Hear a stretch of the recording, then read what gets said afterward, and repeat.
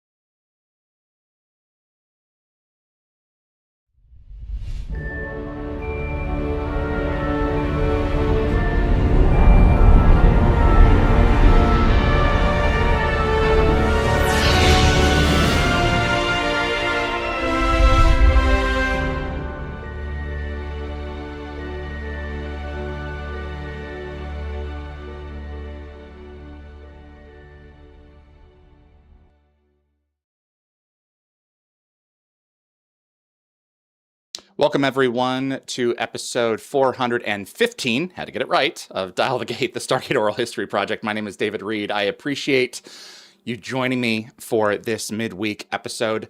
David Warry-Smith, director of several of our favorites, is joining me for this hour. And if you are in the YouTube feed right now, we have moderators in there, Lockwatcher, Anthony, who are going to be standing by to Enigma, who are going to be standing by to assist, and go ahead and submit the questions to him. You can look his details up online and get back to me. But we're going to be focusing on three specific ones today.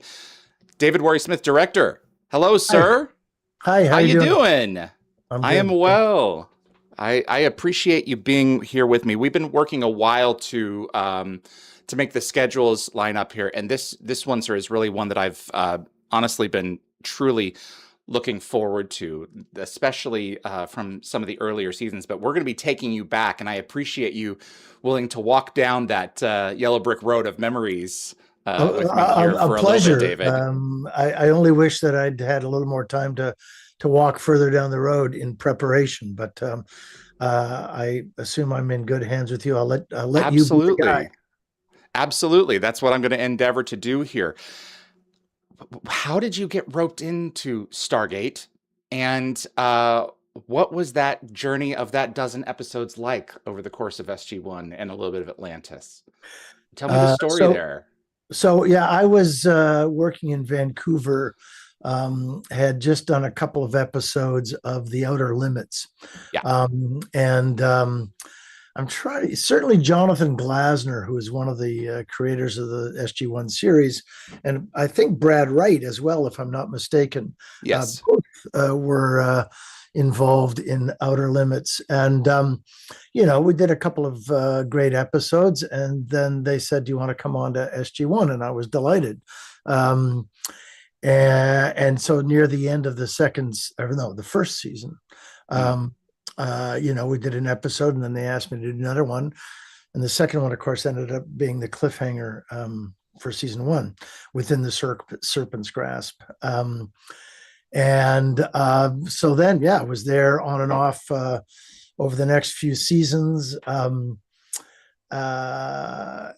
eventually left. Maybe they wanted me to leave too, but I didn't do any, from my perspective, I didn't do any more much after that, because it was shot in Vancouver, and I'm Toronto based.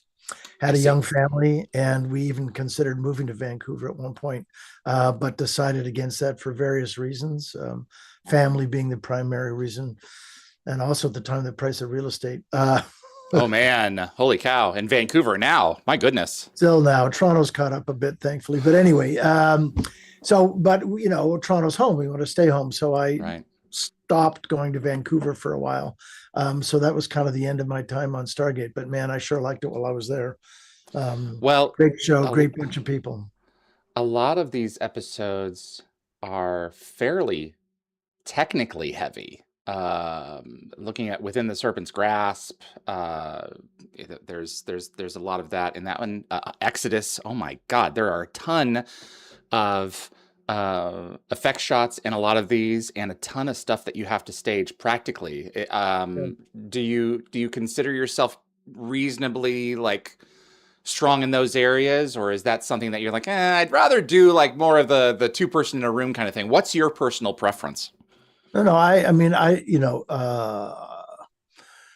what you need to do sort of visual effects wise or CGI wise, to me, I mean, it grows out of the material, obviously. And so, um, my feelings about a particular episode, I mean, um, it's I hate to use this word, it gets overused, but it's like an organic process. Mm-hmm. So I'm happy to do lots of technical wizardry is fun. I am a fan of doing as much in camera as possible, but there's not as much of that as you can, there's less and less of that for lots of reasons. But as a director, I mean, I think it's very important that you understand those technical processes to some extent, but I don't have to make them happen myself. So there's tons I don't know. And to me, it's just another, storytelling tool. Along with, performance and shot selection, Mm-hmm. lenses and all that stuff. It's just one more tool in the bag. That's become obviously increasingly more important as the technology has developed. So, Well, we had Peter DeLuise on a few days back, and yeah. one of the things that he specifically said was the crew are going to know that you don't know everything. The question is, are you going to recognize and acknowledge in some action or behavior that you don't know everything? So Well, no, that you have to depend. I mean, it's a very collaborative process, yeah, particularly when you get into a lot of this technical stuff. And so you're totally dependent on, the expertise and creativity, the artistry of the technicians and the artists, that you're working with. And you try to lead that I try to lead that from a storytelling perspective. I mean, in the end, the decisions are all based on, what's the story you're trying to tell, and exactly. will A, B, or C choice propel the story? Does it serve the story, or is it just something you're doing because it's cool? Which sometimes you do anyway, but it's mostly about supporting the story, supporting the performances, and so I think a big mistake that a lot of particularly young directors make is try to pretend they know what they're talking about in a certain area, maybe whether it's effects or whatever, when they don't. There's lots of help around, and it makes a huge difference, I think, to your success if you can embrace that, but keeping an eye on it. Ultimately, the director has the sort of final say in how these things get applied, or how how you do them. So the technical nuts and bolts aren't necessarily, I mean, it's handy that I know some of that. A director knows some of that, but it's not absolutely necessary that you understand all of it. You just have to evaluate the choices you're being offered in terms of the story and how it propels the story. How much of the hard work is done in the prep? Like how much of it is planning, and then you execute, and your ADs, you handle those circumstances on the day as they come? Well, most, yeah, I mean, a lot of people will tell you that it's all done in prep, which of course is not quite Wow. true. You have to go in with a plan. So you develop the plan in prep. And sometimes that plan changes based on circumstances, weather conditions, all kinds of things that can Yeah. happen in the filmmaking process. And simply, hey, that's a better idea. It's amazing how often, little problems and solutions don't really appear or occur to a group of filmmakers until they're actually shooting. No matter how much prep you do, sometimes it's like, hey, wait a minute, what about this or what about that? And so you try to be flexible, but you've got to obviously go in with a plan, and particularly now, I mean, with on a show like SG-1, massive sets are being built, and a lot of technical work done ahead of time. And more now, people are shooting on volume walls and stuff. We didn't do that on SG-1, didn't really have that technology then, but all of that stuff, which the back, you used to shoot something and outside the window there, you would put in a CG element or whatever, and that would be created later. Now they're shooting in volume walls where all of that stuff is created ahead of time so that you're actually interacting with it. So simple question. Yeah, tons of it is done in prep. Absolutely. Man. And with the technology now, especially with tools like the volume, a lot of the stuff you can update on the fly in real time on the day using technology like Unreal. It's like, oh, you want this thing over here? Well, we can do that and just stand by. No, exactly. Give us a few seconds and they'll just put it in. Exactly right. Because you're inevitably you run into, challenges or problems that have to be dealt with on set. So, inevitably that kind of stuff's going to happen no matter how prepared you are, for sure. Do you have to fight the urge for people to suggest using the new tool because it's new and shiny versus, let's figure out what's the most cost effective and optimized holistically for solve the problem that we're going to attempt to attack? Well, sure. I mean, obviously, people come in, vendors, special effects vendors, come in, and obviously they want to do as much as possible. And so, you just have to evaluate, again, whether, what they're proposing is the best way to handle a situation, the best way to support and propel the story, or not. But, I think most people are, everybody, maybe not absolutely everybody, most people in the film business sort of at least got into it because inside of them was a filmmaker, and people want to contribute and obviously creatively to a project, whatever project they're on, and so you tap into that, but you make everybody a part of the decision making. A friend of mine, used to say, and I think it's quite right, that a film company is a very collaborative place, but ultimately it's not a democracy. And people understand that, by and large, hey, I've got, we could do this, we could do that. Yeah, but I think it's better if we do this. Okay, great. And people understand that as long as you have a point of view. And sometimes you can't even articulate it, of course, right? Sometimes it's a gut emotional reaction, but ultimately it's up to you as director to provide that instinct, I guess. There is a reason ships have captains. Yeah, exactly. You can't row based on democracy or pilot a ship or anything. There has to be at some point a single entity that takes over that everyone can lean in against and trust that this mission is going to be fulfilled. And you build trust. You build trust if you're honest about the things you don't know about, as opposed to trying to pretend. Then you build that trust, and you can depend on people's input and their expertise. If you try to fake it, people see right through that pretty quickly, and you'll find you have less support. Ultimately, that's certainly true. I have some images that I want to take you through. Please. For each of the 3 episodes that I want to discuss today, I selected a few of your episodes that mean a lot to me and to fans. And the first one is one in the first season of SG-1. It was called There But For the Grace of God. Daniel touches some alien piece of technology. He comes back home and everything has been switched and he has no understanding as to why. And it's the end of days for this place. But before we go there, we visited this planet first. Does this ring any bells to you? Do you remember this art? This is from a previous episode?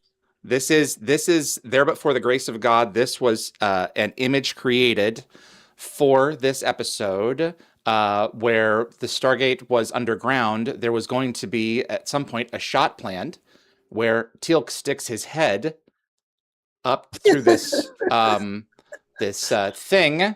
Yeah, and goes, oops. And then, okay. Beware the destroyers. Yeah, thanks, guys. So that we will take note of this.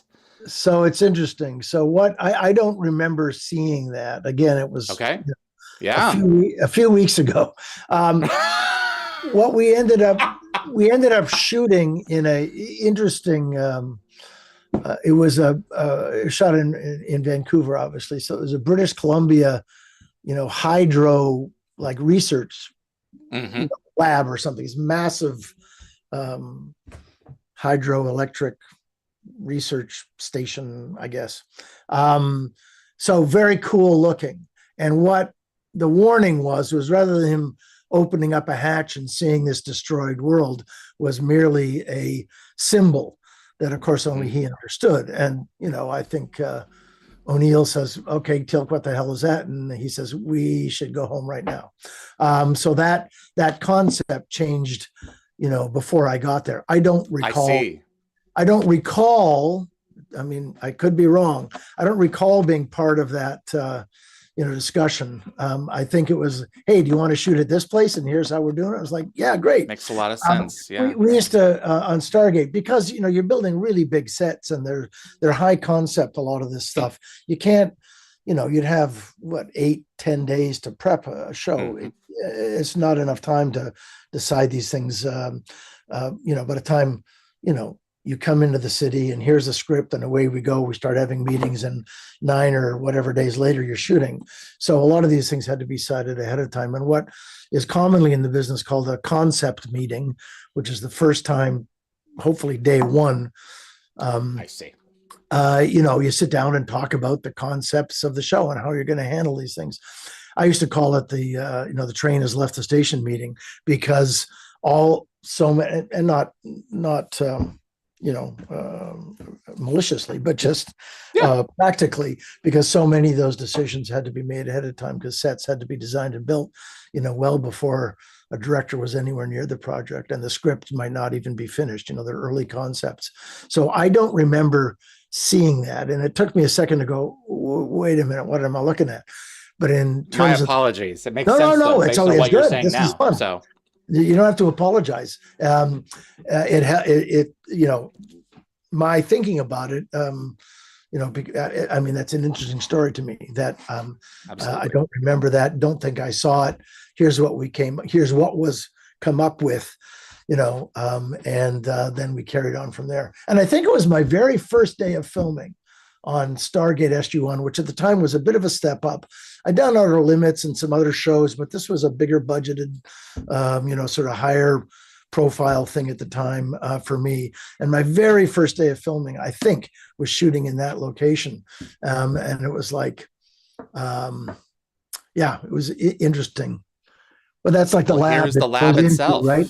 Yeah. So that's, and I guess that was I don't know, I forget if we built that within the facility, or if, you go through a door and then you're in There's there. definitely a door. So it was a cutaway. So I suspect that this was probably on set, and then I think it was in the studio, I'm sure. Yeah. Yeah. And then you cut back to the larger space where they actually put the Stargates. But exactly. Yep. Yeah, this is Ken Rebel's art, like the previous one. ones. Oh yeah, Ken Rebel, right? He was a very talented guy. Oh man, absolutely. And in this case, it's actually just a stone.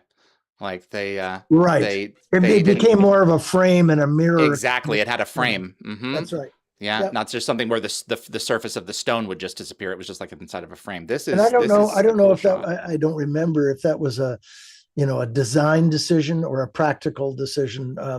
I suspect it was a practical decision in that it gives, the visual effects, team edges to work within, as opposed to a little more amorphous. I suppose. I'm just guessing. I would think that I would want a really predefined area as to like, okay, this is the space that I can color in. Good. Like, yeah, no, well, exactly.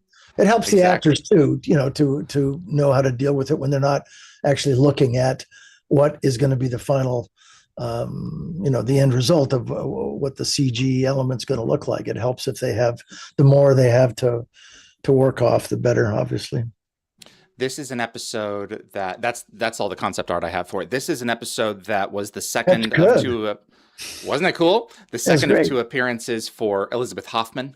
Yes. Who we lost within the past couple of years. I loved interviewing her and talking with her about her career.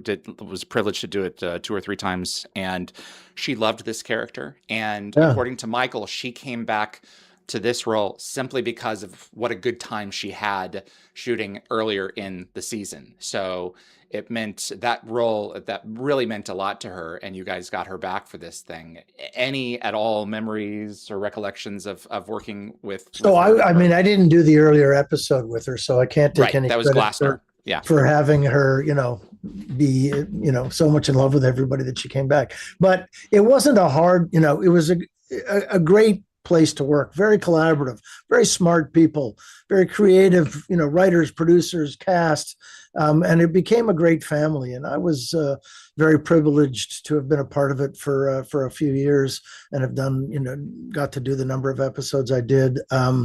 It was, and looking back at it, I was watching some of the episodes just in the last couple of days with my daughter, who at the time was a little baby. I mean, and I guess by the end, I remembered as I was watching Pretense that she was, I don't know, maybe 2 years old, and she came to visit on set and stuff. And a lot of this stuff came back. Like I hadn't, of course, thought about a lot of this stuff. Anyway, it was a very particularly congenial group of smart people. And a great pleasure to have been a part of it. And so I'm not surprised that somebody like Elizabeth would, jump at a chance to come back, because it was rare at the time, and still is to some extent. Well, let's approach that for a little bit. Martin Wood and I have had a few conversations on this channel, and one of the things that he has expressed is that when he catches the show on in syndication, or is prepping to come on here and reviews the material, not only what he's remembering or in some cases rediscovering that he had forgotten, were certain shots that he had done, but also more than that, he's remembering what was happening in his life at the time. Like, sure. He'll watch and he'll see an episode on syndication. He's like, my name was not in the tile at the beginning, but that is my shot. I did that shot. And what they were doing was, if something happens, there's a family emergency. The season 6, I think a family member had passed away. Someone had, I think it may have been I'm not sure who it was, but then for half of the show, it's shot, he can only see it, but it's shot with a ton of close-ups and like cutaways. That's the term, cutaways, and it's shot completely differently. But we as an audience, we don't see that at all. But he does, because he remembers his headspace in this time capsule on the television screen. It's interesting. The daughter who was watching with me, who was on the set of Pretense as like a 2-year-old or something, was actually born when I was doing Outer Limits. Long story, I won't bore you with all the details, but they asked me to do another episode of Outer Limits. And I said, sure, I'd love to, but, my wife and I are about to have our first baby.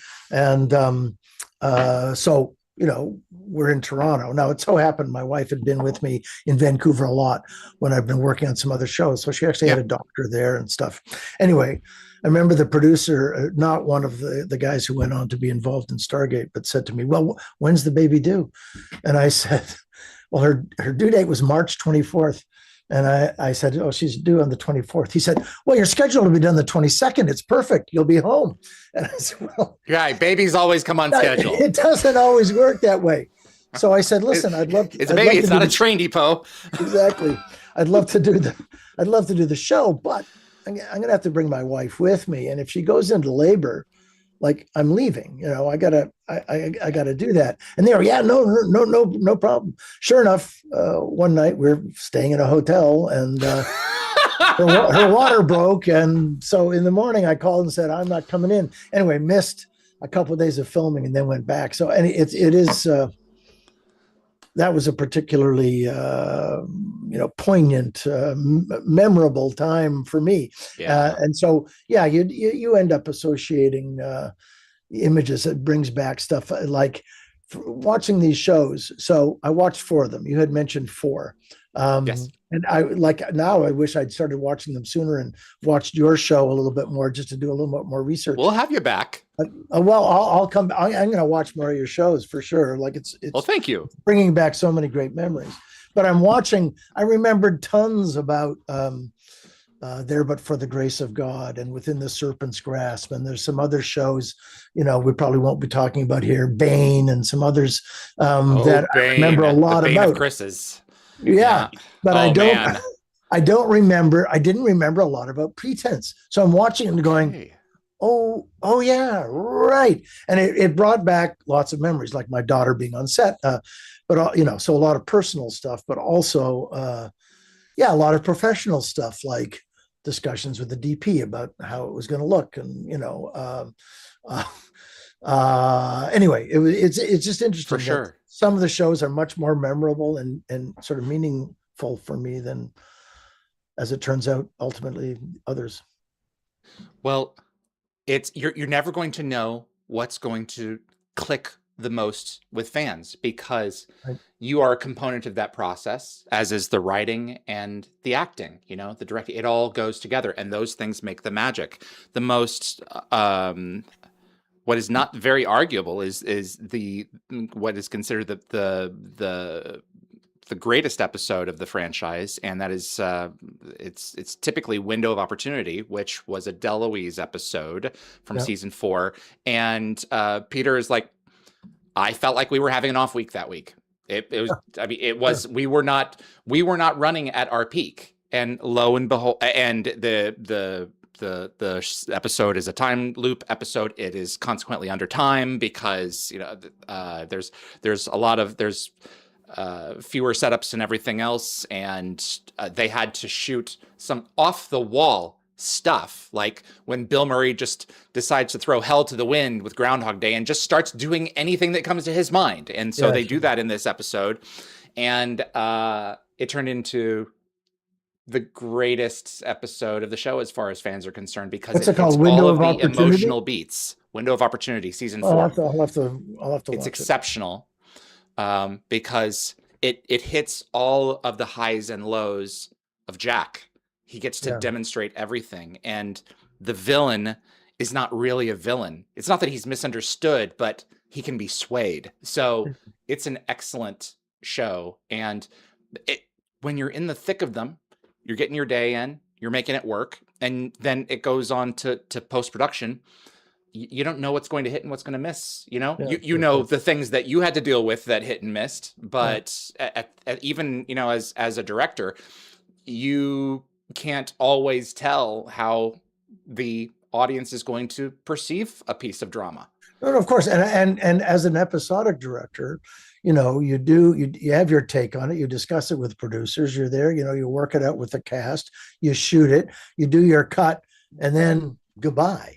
And depending on the show and your relationship with the producers, next time you see it, it might be completely different. That's exactly right. Well, they've got to trim it down to 44 minutes. And were your director's cuts typically longer? Did you feel like you had pretty easy time hitting your mark on it? I mean, sometimes, some directors, I think, want to include everything and let the producers cut it down. I tried to give some guidance from what I felt should be cut, and certainly for trimmed for pace. You don't want it to wallow. So I would try to get it down, but I wouldn't sweat about getting it right down to time. Because producers want to make their own decisions about some of that, and you want to leave them something to do, because they're going to do it. You can't do their job for them. But they're going to do it anyway, right? I mean, that's my point. Ultimately, it's their show. So if a show was supposed to be 44 minutes, I guess I would try to get close to it, 45 and a half or something like that. But it was more about telling the best story and providing some pace. And if it was a little bit long, okay, then they can figure out what story parts, or bits they want to cut. That's it. It's not like, oh, this is so good, we're gonna fight to keep this all in. It's like, no, something's eventually gonna have to go. I would also want to have my say in terms of like, not like what I say goes, but it's like, this is how I felt about it. This is probably an area where we could tighten here, You're presenting your vision, and hopefully you're on the same page as the producers, and so hopefully they're happy with what you've done. What you try to do is elevate something, even if it's maybe not the world's greatest script. you try to hook on to something in the story and make it fantastic. And hopefully they agree with you. But I think you've got to, present your vision as best you can, and not try to second guess yourself or guess what they might want to do differently. In the end, they're going to do what they're going to do, whether, hopefully they agree with the director's vision for the most part. But it's not always the case.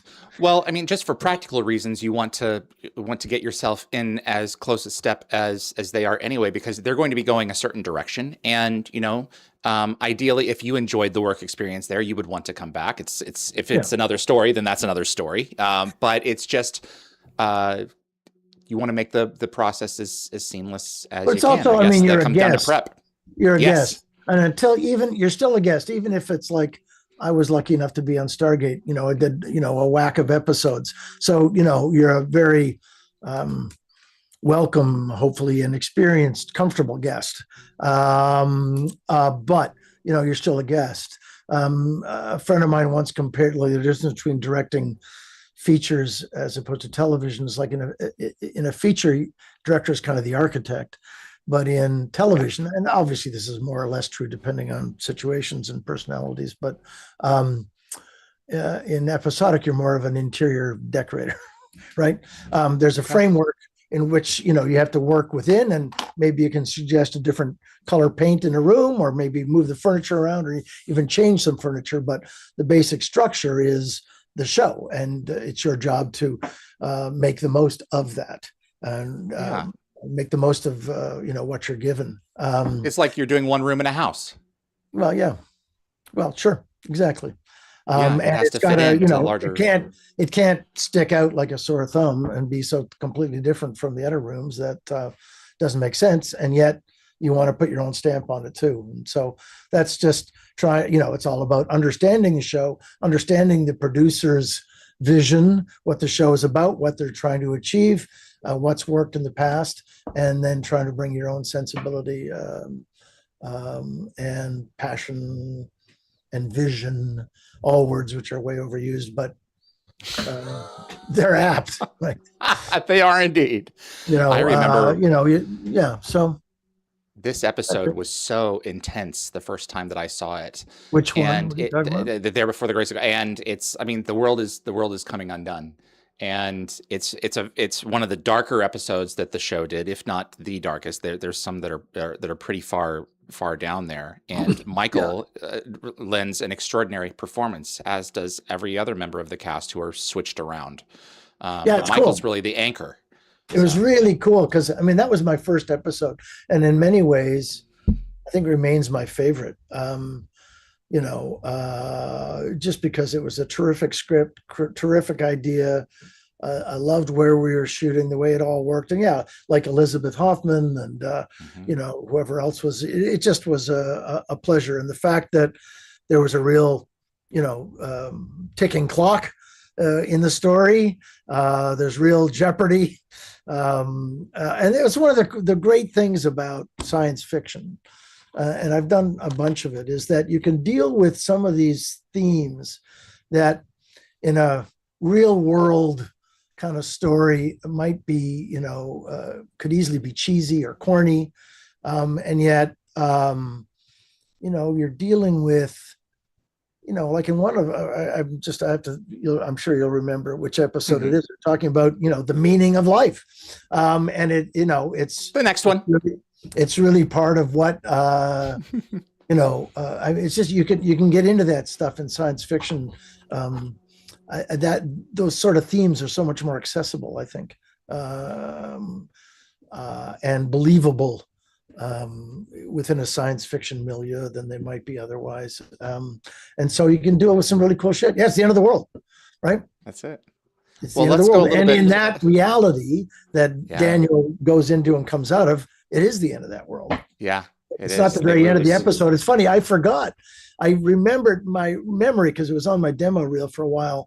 I thought the very end of the episode was this crane shot we do when Tilt comes into the gate room and the whole thing blows up, right? And it just kind of went to white, and there was some great music. But of course, there was a little denouement after that where Daniel comes safely through the gate, and they're after us, or whatever he says. They're coming, exactly. I'm getting chills again. It hits so hard. I mean, he's just gotten hit with a plasma blast, for crying out loud. That's right. Yeah, I want to go a little bit more optimistic in this direction here.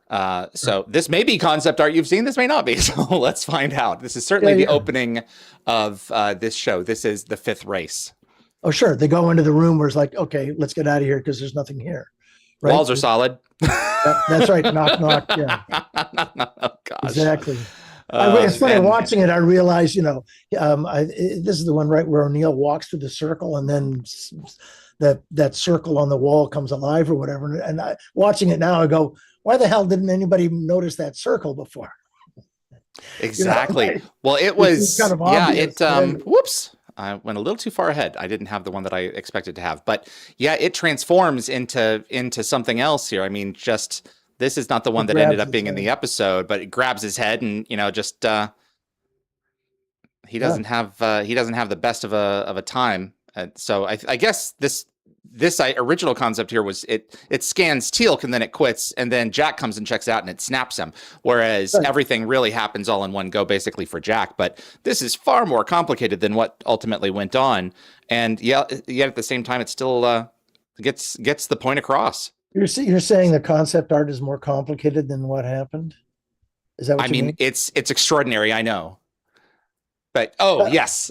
No, you weren't being facetious. I was. Yes, it is. This is far more. There was the thing on the wall, and then it transformed once, and then it transformed again. Grabs him. Yeah, exactly. It was like a three-stage. This thing has like an arm and like a whole thing. So well, and nowadays it'd probably be closer to that. I think what happened in the end was effective, worked great. Amazing. But the ability to do all of that's in all of those frames and the drawings, is obviously greater now. I mean, 25 whatever years later, it would probably be closer to that. But that doesn't take away from, I think, the effectiveness of what was done. It worked great. Thing came out. That's it. Put that's all exactly that right. knowledge into his head. Yeah. Yeah. The effectiveness of the shot, and the conveying the message to the audience, and at the same time making them go, whoa, if you've achieved that, it's done its job. So I've had a lot of similar conversations with folks who watch the show in different languages. And there's different chestnuts that I go back to about like different phrases that O'Neill says in one episode in one language, and then it's translated into another in another language. And the common thread is the feeling that you get afterwards has to be the same. And the circumstances may be a little bit different, but one person's not going to laugh at one thing and then go, oh, at the other. It's all designed to leave you with the same feeling. So because there's only a little bit of overlap between languages. I still say it's funny, I hadn't seen that episode for a long time, but I still occasionally, at least in my mind, there's nobody to say it to anymore who really would get it except a Stargate, nerd. I use the term lovingly, like yourself. Somebody who's a real fan of the show. But I still say something just popped into my Fron, which is what no idea how common that is among fandom. I have a friend who just says it all the time. There is nothing Cruvis with me. Exactly. Cruvis? No. And I forgot how wonderful it is. I laughed so much at just the wonderful otherworldliness of Teal'c and Chris Judge's, I do not understand O'Neill. It's fantastic. I forgot all about that. But yeah, are we prepared to dance or to do battle? It just popped into my Fron, and my wife will, what? What are you talking about? Just trust me, it's ancient. Yes, alien knowledge in my head. That's it. Yeah. So this was a CG render. I'm trying to remember if this was Craig Vandenbigler or Kent Matheson. There's obviously they're much more. Somehow we got the Asgard. Somehow we got it looks like Nazis. Is that supposed to be O'Neill in the foreground? It's supposed to be O'Neill, yeah. He looks like an So- SS guard, if you don't mind me saying. They go with what they have. Anyway, But this was the basic space. It was one of the coolest episodes, story-wise, theme-wise. And I think, as I recall, we had one little animatronic Puppet. Asgard guy. And the rest were, duplicated, obviously. But I know we had at least one. Maybe we had two. I think just one. I There's a think scene that it where was there's just two- one, and they're side by side, and I just think that they were doubled in those shots no, because they're one just looks at the duplicated. other, and Yeah.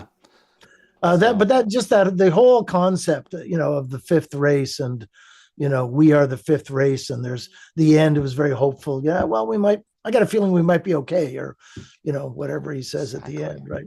Exactly. It's great, fantastic. The franchise. I'm not sure that's true this week, but No, I'm getting I don't chills feel it the same. because, well, I mean, humans are going to human, man. There's always going to be something. The franchise ends with Thor telling us you are the fifth race. It's not just you're hopefully going to be it before they push the button and wipe out their whole civilization right in front of us. Right. And it's like that began with this episode. It's just so when the show really hit on the meaning of life stuff and like the purpose of like why we were created, which is one of their allies created us, it turned out. And it's obviously it's fiction, but it makes you think about the broader context of who you are and where you are, the things the things that happen in your life. And, what are you going to get up and do today, you fifth racer? So, well, that's what I mean about science fiction being able to get at those kinds of themes and lead you to those kind of thoughts.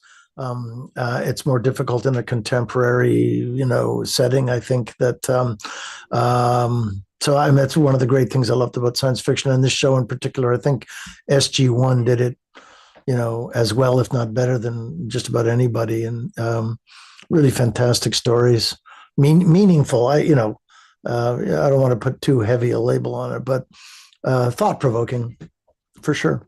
This episode really does hang on this final scene here. And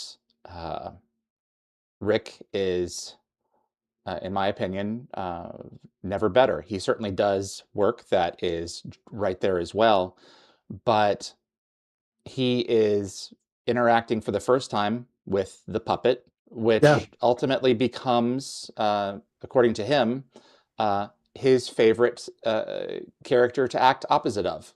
To be perfectly honest with you, because he's just so easy to work with. To this day on stage, when people ask him at conventions, who's your favorite character? And he'll always goes through that same loop.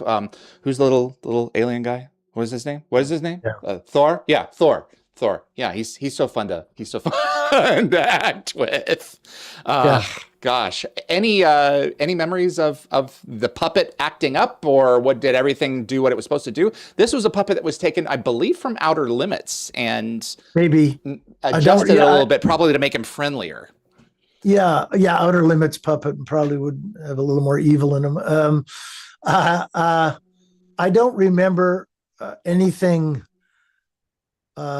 bad, weird, particularly challenging. I remember it's just a lot of fun. On that episode, the thing that comes out and grabs him broke somehow, like in filming, and it was like somebody just dropped like the Ming vase. It was like, oh my God, what are we going to do now? It's like, this fiberglass piece that had been built, and I think there was only one of them. One is none in the props department. Well, exactly. So anyway, and I forget what happened. We shot something else and they rebuilt it, and we came back the next day or something. But in terms of the puppet itself, it was a challenge because it was little. Some of those filmmaking challenges, but I don't remember there being any difficulty with it. My memory is that it went very well. Is Rick the consummate professional? Is he easy to work with? And how often does the producer element have to factor in? Because he has the ability to, to a certain degree, adjust the dialogue in some cases. As an executive producer, he has a higher level of status isn't the word that I want, but like input. Yeah, exactly. So, for sure. So it's something, I mean, you do this on lots of shows, you know, you have a read through. And in some shows, it's kind of a waste of time, quite frankly. Although it depends on personalities, depends on the show. In other shows, it's an absolute must. And it was a really good thing to do on Stargate, because all the cast, the main cast, got a moment to say, hey, what about this? What about that? And the writers were, I mean, it was all very collaborative and very much a team sport. And so they would, take that into advisement. Obviously, Richard had, a little bit more say than others, but he didn't flaunt that, and I don't remember there being moments on set where a lot had to be changed. Certainly he had the ability, if there was a problem arose, a situation, whatever, because of practical concerns or creative ones, where he, could help. But there's always also, one of the writers around, or everybody's very accessible. So, and I got along great, as I think, I think if you didn't get along very well with Richard Dean Anderson, you wouldn't be asked back, which, I mean, great. That's the way it should be. But I had the good luck to have worked with Ricky Dean Anderson on 3 separate projects. I was an assistant director on MacGyver, a couple of episodes of MacGyver when it first moved to Vancouver. So that's where I first met him. And then he came to Toronto, and he was a lead on a TV movie that I was also the assistant director on. And so we already had, history by the time, and a good history. We liked each other, I think. Was that TV movie Pandora's Clock by any chance? No. Okay. It might have. I'd have to look. It might be In the Eyes of a Stranger, maybe. Okay.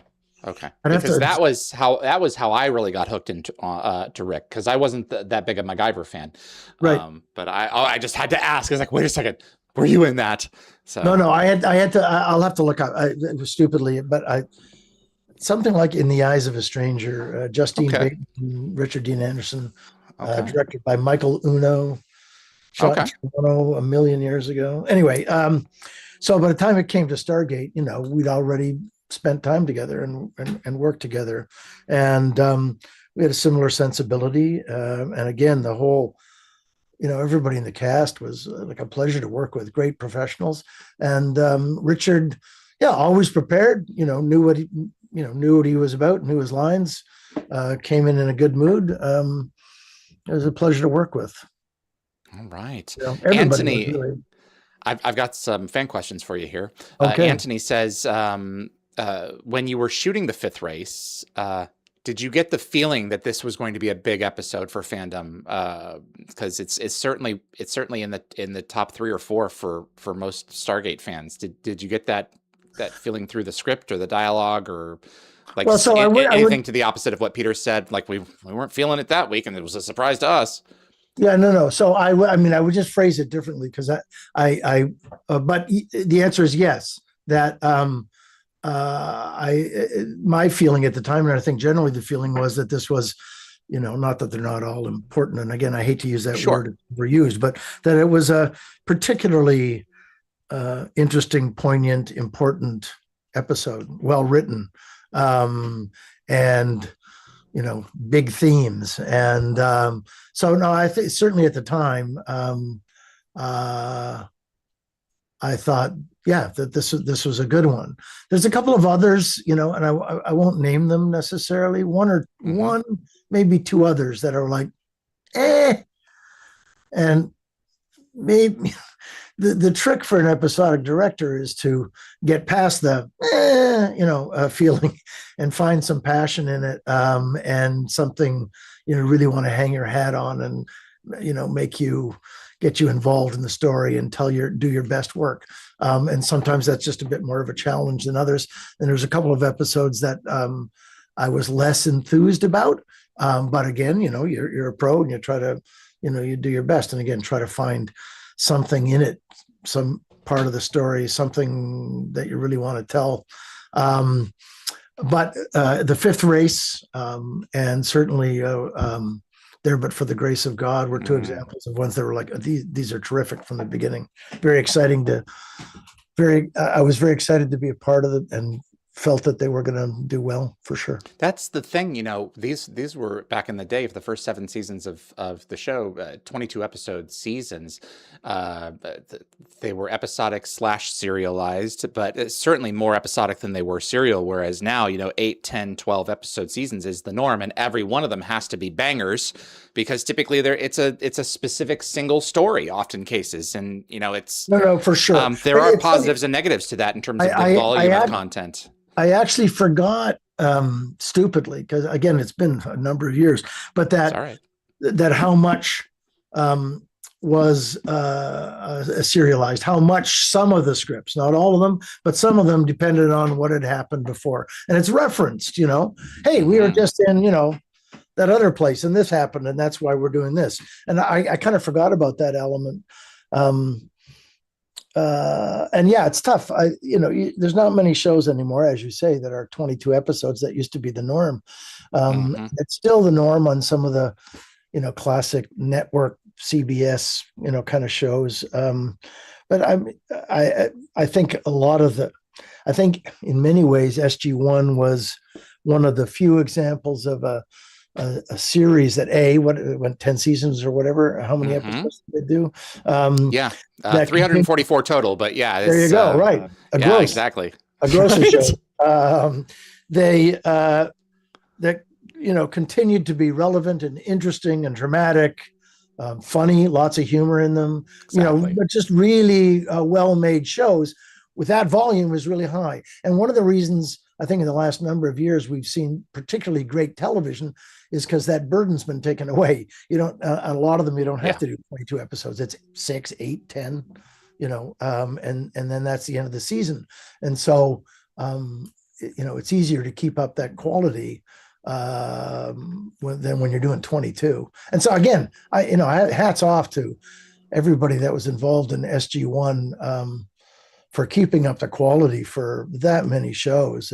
That's a real credit to the writers and producers, everybody involved, and why it's coming back, and why they haven't changed out the mythology or the overall universe. Why it's going to be maintained. It's because they created something that people to this day are recognizing is of value. It's only been back on Netflix for a couple of weeks now, and within the first week, it had already risen to the Netflix top 10. So it's a great show. Well, yeah, there you go. Yeah.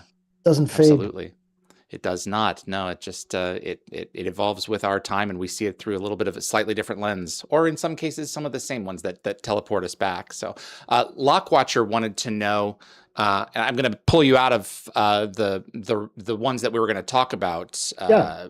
But Michael Shanks did an aging makeup. They brought up someone special from LA for him for Michello in Holiday. Oh yeah. And the first time that I watched it, I didn't know it was him. I had no idea. It was such an extraordinary transformation. He's standing there going, "I'm Daniel Jackson. I don't see a man." Yeah. What did he say here? Where is it? Where did I go? I lost it. Lockwatcher asked any memories of directing Michael Shanks in that show where he's playing opposite himself? So I really wish I'm kicking myself for not taking the time to watch all my episodes. Okay. And even more. Because I remember very clearly Michello. And Daniel playing him. I mean, Michael, right? I mean, where does one end and the other begin? Exactly. Well, they're all the cast is particularly, really great, talented cast. He, of course, I think, and again, I'd have to delve into everybody's background, but he's a classically trained actor. I saw him at doing Shakespeare, Merchant of Venice, maybe, or something years ago. He did Hamlet between seasons 2 and 3. Right. So, but it wasn't Hamlet I saw. I think it was okay. Venice.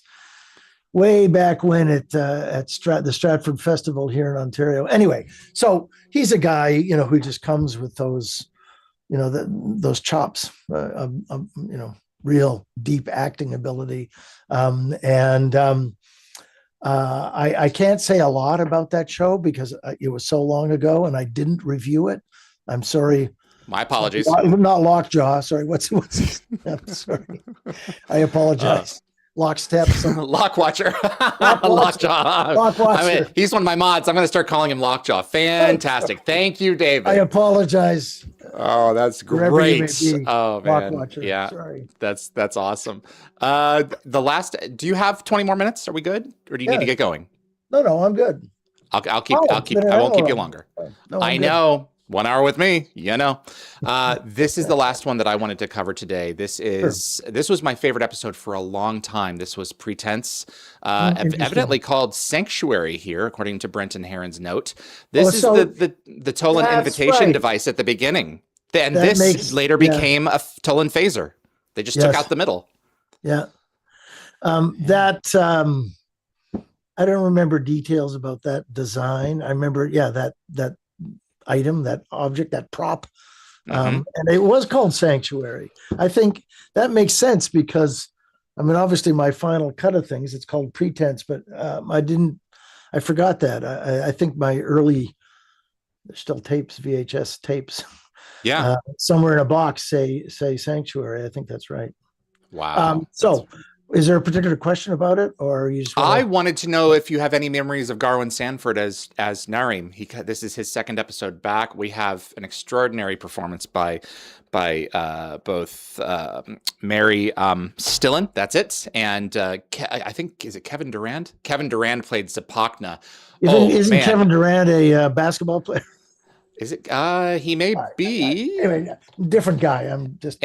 Canadian actor, and his the Chiquita Banana Carmen Miranda hat that he's got. Just kind of magnificent when he walks into the room. And proceeds to walk around with it. Yeah, I love the shot that you have from above. Right? He doesn't wear that hat the whole time. That's correct. Yeah, it's like his arrival hat. But I love the shot that you have from above of Skara in the middle, and then the three seats with the Nox and then the humans in the gold. That was just one of the coolest shots from the show, I thought. Thank you. It's just, we don't see a lot of shots like that in the series. That's directly above, like hanging from the ceiling. Right. It's funny because this is the show that I remembered the least about. Okay. But did you rewatch it before this? Yeah, okay, I did. I watched it earlier today. And I'm like, oh yeah, right. Because the Pretense too, I was like, well, which one was that? What was that about? And Simon Fraser University. Sanctuary, I might have remembered more. But anyway, as I'm watching it, I'm going, it started to come back, where some of the other episodes I remembered more of without prompting, if you know what I mean. Yes. And that one, there was some difficulties, like technical challenges. That the gun, is it a Tollan gun? Yeah, the ion cannon. The ion cannon was essentially a two-dimensional cutout, as I recall. And I was told, you can't come around this side because then you have to make a whole CG thing, and it's but it would have been really difficult to shoot as a two-dimensional thing. It would have been, like proscenium, like two-dimensional, line them up against a wall and shoot them. And it just didn't suit it. So I think I got in some trouble with some of the producers for, breaking that rule where I couldn't go kind of around the corner and see the ends of it, because I felt it needed it. It had to. This is the Deus Ex Machina in the show. This is the thing that finally puts the gold in orbit out of their misery. The thing that I was looking forward to in hearing the conversation, the Tollan build their own Stargate, and that's right. Here it is, and in this is far more awesome than I forget which back crew member this. I don't know if it's Bill Mizell or I keep forgetting who that is, but this is the the original Tollan Stargate, and then this is it integrated into Simon Fraser University. Simon And Fraser, we which get is a it great, in one oh, it's a beautiful location. I've been. We get for it in one shot where it's panning, yeah. and they have to like match it shot frame for frame. And that's the Well, only time that they're we ever coming see out it. of it, right? It's a pan as they're coming out of it and walking away from it, as I recall. Yes, those are two different shots, but yes. Okay. Well, yeah, Yeah, it works. You got the job done, but we don't really like get to enjoy the fact that, wow, there's another civilization that's actually built their own Stargate. No one had done that before, or well, I don't think. And I think story-wise, as I was watching it today and thinking, there's perhaps a missed opportunity there that, and maybe it gets dealt with in later episodes. But the fact that these, these beings did that, built their own, and maybe should have been a bigger deal. Right? Yeah. Anyway. They got help with one of our off-world allies in creating it, but it's one of those cool little pieces. I have a few other pieces here. These were the flags that were in the courtroom, sort of, right? Well, the waiting rooms where they were waiting during the triad, the Nox, and yeah, and then of course Earth. That's right, Earth. Yes, of course. Yeah. So very stylistic. Yeah, very much so. Richard Houdolan was the production Houdolan designer, very talented guy, and his team, Bridget McGuire and I forget Ken's last Ken Rebel. Ken Rebel, a lot of concept art and stuff. Really great team. The art department's always the coolest place to hang out. It is. A lot of these shows, just full of neat stuff. Neat people. I would always be going back between, like, especially in these earlier seasons, like, I want to create everything. I want to see it all visualized. Oh, we can only do 10% of that. Oh, yeah, right. And have my tail tucked between my legs and just, okay, I can do that. It's like, and now it's like they can produce anything that they want as long as they have, enough time to pull it off. Yeah. There's so few limits now. Has that just been an extraordinary thing to watch rise? Yeah, I mean, it's been incremental, right? Sure.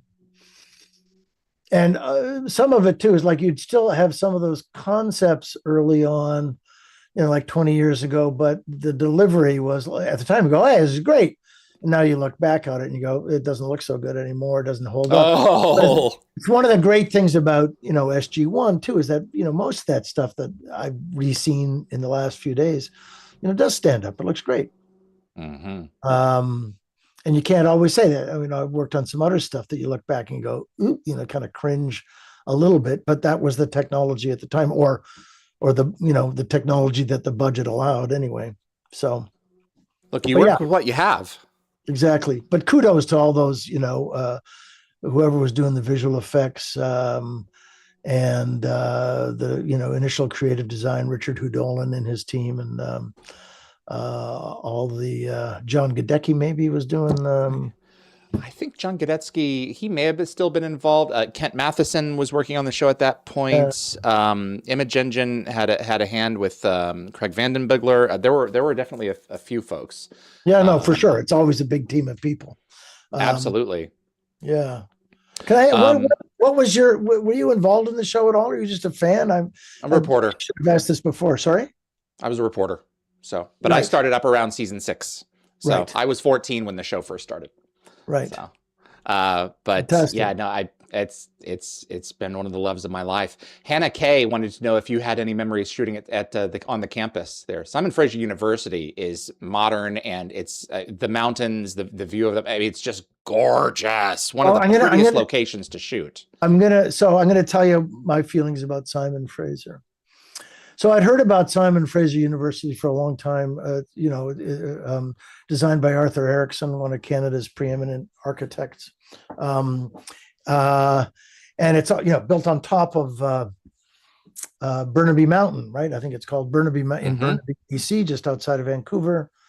And first, one of the early times, probably when I was doing MacGyver, I thought, I'm going to go see this. And I drove there and got up there, and I was actually kind of disappointed because they built this very interesting modern concrete, campus on top of this mountain, but you can't see anything.